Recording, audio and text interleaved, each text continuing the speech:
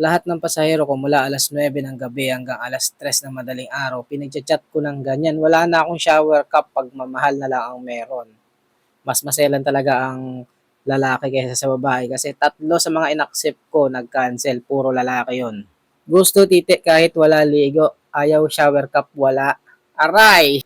Ang matindi pa doon, pauwi na ako, kumuha pa ako ng isang pasahero mula Valenzuela hanggang Tondo, 2 kilometers na lang, na aksidente pa ako. May tumawid na aso. Buti na lang, yan lang yung mga tama ng motor ko. At yung pasahero ko, okay naman siya. Gas-gas lang din sa tuhod. Kasi ang baga lang din naman namin. Tinanong ko rin siya kung papadala siya sa ospital. Ang sabi niya, hindi na raw. Kasi nga, nakabangon na kami. Pero ang tagal namin nakahiga doon. Halos di kami makatayo. Kasi nga, ang sakit na katawan namin. Nabagsakan niya ako. Etong balikat ko, ang bumagsak sa semento. Tapos nadaganan niya ako. Ang nangyari kasi noon, ito yung aso, di ba? Ito yung aso.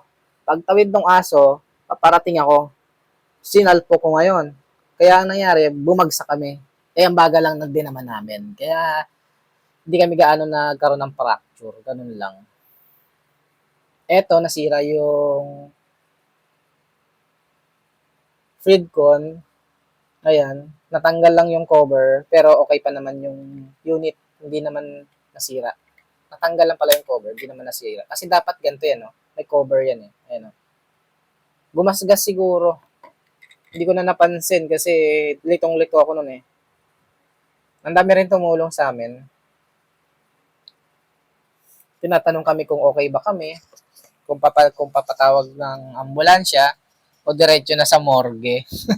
De, joke lang. Di nila sinabi yun. Naisip ko lang.